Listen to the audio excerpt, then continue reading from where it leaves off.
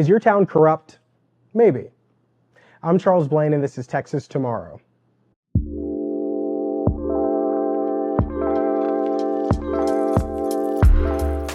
Whenever we hear about political corruption, we often think of big towns or entire states, someone overseeing a massive department and rerouting hundreds of millions of dollars or passing million-dollar contracts off to friends and family members.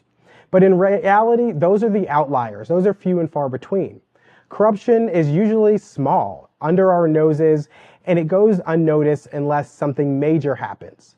And it's often not exposed unless or until someone on the inside gets fed up, someone gets sloppy, or citizens start to dig in because they notice something is happening that's a little bit weird in their local government.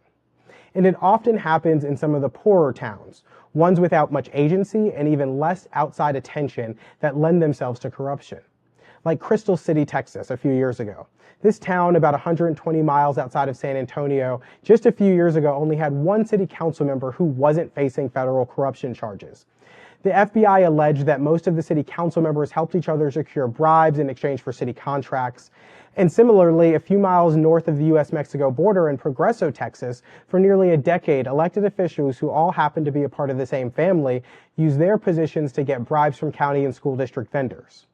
Patton Village, Texas made a list of 11 insanely corrupt towns. They used speed traps and radar guns from police in this town to help city's revenue increase. And it ended up that 90% of the revenue that the city received was for traffic violations.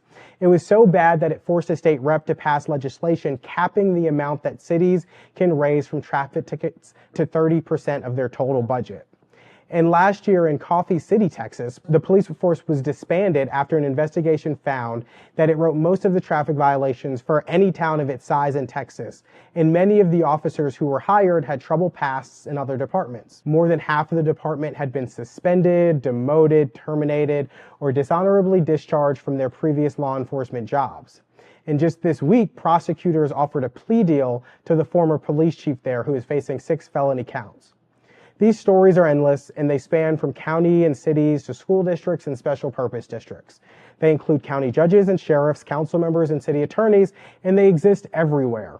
This is an issue that captivates the public attention when it receives it, but too often it goes unnoticed for far too long. Unlike big cities in Texas, small towns don't have nearly as many eyes on them. They don't have the Attorney General's office focused on them. They don't have media outlets pouring through Texas Public Information Act requests. And too often residents who live there think they are better off because their neighbor, their friend, their cousin, or their brother is a city council member.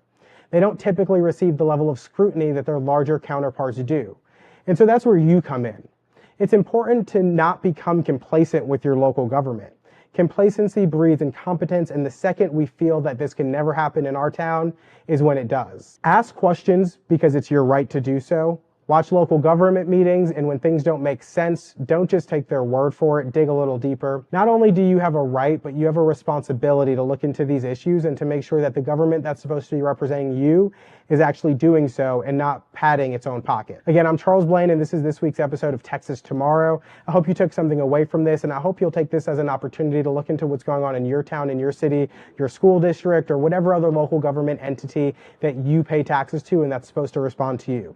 If there's an issue that you think we need to be covering that we haven't, please make sure to let us know, but also make sure to share this episode with your friends, your family, like on social media, and make sure you share it on social media as well.